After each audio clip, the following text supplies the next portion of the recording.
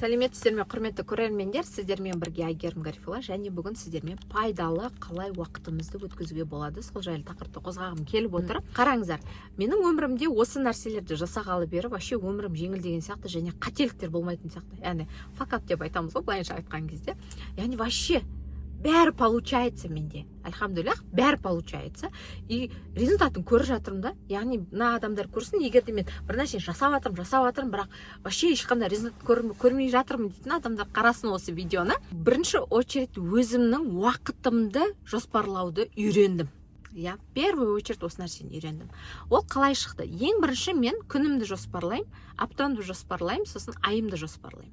Яғни осы кезде мен көбірек эффективнымын. Бірінші менің ойым мынандай болатын: оля, қаншама жұмыс жасаймын ба? Оның бәріне не жасай берем деген сияқты. Но менің өзімнің жасайтын жеткім келетін үлкен мақсаттар бар ғой. Үлкен мақсаттарды құрайды кішкентай мақсаттар, кішкентай ғана мақсаттар.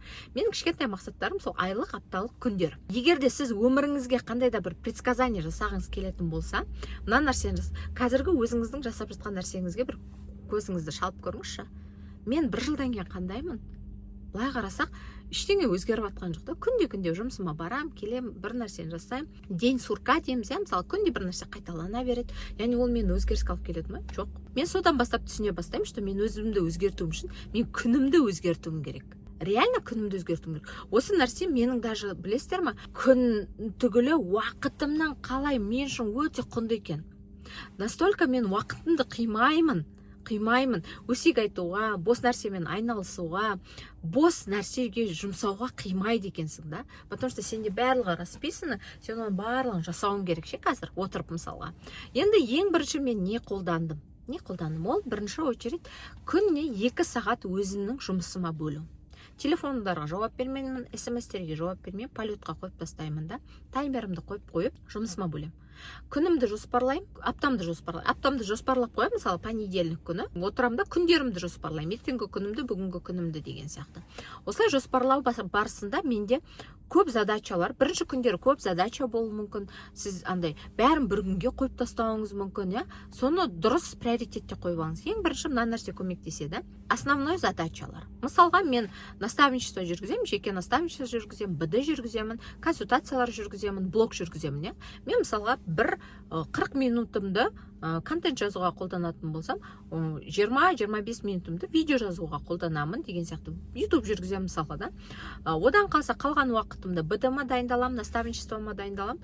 Осылай мен даже сол 2 сағатымның ішінде пландап қоямын. Яғни осы моменттерді ғана не істеймін, қолданамын деген сияқты. Енді бұл нәрсені мен күнделікті жасаймын, 2 сағатты. Сол үшін күнде мен бірінші очередь приоритеттегі заттарды жасап бастаймын. Приоритетте менде не? Күнде контентімді түсіріп отыру, сабақтарымды өтіп отыру уақытылы. Мысалға, баламды садикке апарып келу деген сияқты өзімнің бір определенный уақыттарым бар, өзім жасайтын деген сияқты. Соны пландап жасап аламын. 3 сағат ештеңеге көңіл бөлмеймін. Бұл нәрсе неге көмектеседі сізге? Бірінші очередь сізге эффективны жұмыс жасауға. Сіз өзіңіз кәдімгідей қарқынды жұмыс жасалғанын сезіне бастайсыз. Ол сезінген нәрсе сізге бақыт сезімін выделять етеді. Бақыт гормонын выделять етеді. Ол бізге не береді? Өзіңізге довольны сезімін. Яғни сіз өзіңізді просто құнсыздандырмайсыз ол кезде. Сіз кәдімгідей өзіңізден довольны боласыз. Бүгін конкретно мен жұмыс жасадым. Конкретно бір нәрсе бітірдім деген жұмыс не қылады. Осы нәрсе бірінші көмектеседі. Екінші нәрсе ол уақытымда одан кейін незапланированный ситуацияларға, пландарға. Мысалға, келген смс-терге жауап беремін, мысалға закуп жасайтын болсам, үйге бір продуктылар алатын болсам, продуктыларыма заказ беремін, болмаса барып келемін. Көбінесе мен таңғы уақытты жұмысқа қолданамын да, түстен кейінгі уақытты отбасыма, өзіме, жаңағы осындай бір жұмыстарға, шопингке, осы бір өзімнің бір досугыма қолданам деп айтсам болады. Мысалға, ол қатты не береді? Мен жұмысты жасап болғаннан кейін бірден слабый задачалар ғой сол. Яғни продукты алу, анан жасап тастау, мынан жасап тастау деген сияқты нәрселер. Үйіңді бір жарты сағат тазалап қой деген нәрселер да. Үшінші нәрсе дұрыс демалу. Дұрыс демалған кезде адам көп выгорать етпейді. Біз не істейміз? Көбінесе мына бизнесмендер бар, ханымдар бар, любой бір, мысалға, жылдың басы особенно бізде не болады? Көп планды қойып тастаймыз да, бір ай соған деп жұмыс жасаймыз да, екінші ай быт-шыт болып жатамыз ғой. или бір күн ойлап жұмыс жасайсың да келесі күні быт шыт болып қаласың. Яғни бұл нәрсе сіздердің еще выгорать етпеуіңізге, келесі күнге өзіңізге қайтадан энергия жинауға көмектеседі. Мысалға мен өзімнің түске дейін жаңа жасадым дедім, түстен кейін демалысқа не қыламын. Мысалы бір күн түстен кейін 2 сағат ештеңе жасамай просто жатуым мүмкін. Потолокқа қарап, иногда телефон қосып қойып, иногда кино қосып қойып, иногда бір сүйікті кітабымды оқып, яғни мозгымды қатты нагружать етпеймін. Мен не істеймін? Расслабление кетемін. Иногда массажға барам, иногда отбасымен көңіл бөліп отырамыз. Кешкілік иногда тамақ жасамайым, тамаққа заказ бере салам, болмаса бір жерге барамыз. Яғни ол да мені расслабляет. Яғни жұмыстан кейінгі сізге расслабление болу өте маңызды да. Жұмыс келесі күнге сіз энергия набирать етесіз. Мысалға, өзі неде бар ғой, дінде бар, 15 минуттық көз іліп алу, мызғып алу. Түстен кейін көбінесе бір 15 минут көзіңді мызғып алсаң, уже сенде күшті энергия болады. Келесі күнге де энергия болады, ұйқың қанбай жүрмейді деген сияқты. Яғни осылай 3 этапқа бөлемін мен күнімді, уақытымды. Просто так уақытыңды андай бос нәрсеге жібере алмайсың да, бұл кезде сен өте эффективный боласың.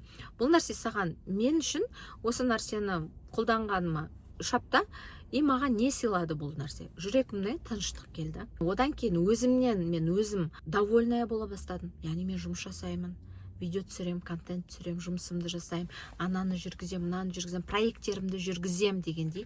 Яғни менде осы нәрсе отыра бастады. Одан кейін менде бәрі по полочкам. Менің өмірімде форс-мажорный ситуациялар болмайды. Қиыншылықтар болмайды. Менде былай қарасам, вроде бы все схвачено, но в то же время барлығы Аллаға тапсырылған. Яғни просто мен по правилам өмірімде өзімнің мынандай правилаларымды қойып қойдым, солай өмір сүремін. Маған желақшы солай. Өйткені солай мен эффективнее боламын. Солай мен 1 жылдан кейін явно өзгеріс көремін, даже жарты жылда көремін. Былай қарасам, бұл нәрсені қолданып жатқан 3 аптаның өзінде мен қанша колоссальный изменениялар көріп жатырмын да өзімде.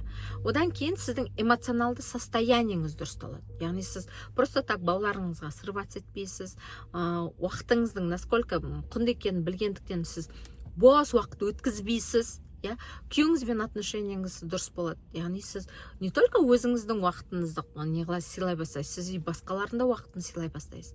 Сіз де андай үй жинап жүріп, біреуге звондап, әңгіме айтып, біз любим қыздар сондай нәрсені, бір жерге өсек айтып, бір нәрсені звондап, андай обсуждать жоқ.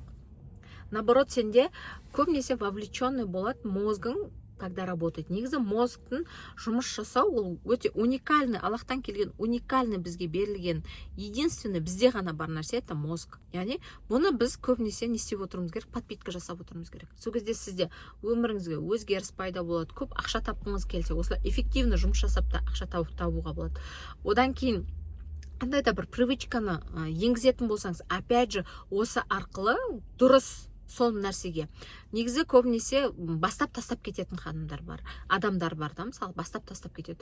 Бұл вообще зона комфортадан шығам десеңіздер, жақсы ақша табам десеңіздер, өзімнің карьерамда жақсы нәрселер көремін десеңіздер, вообще жақсы өмір сүрем десеңіздер, өміріңізді дұрыс жоспарлай үйренсеңіздер, вообще бұл классная вещь да негізінде. Өйткені опять жаңағы нәрсе ғой. Күшті бір сезім сыйлайды. Өзіңізге сезім шүкіршілік сыйлайды.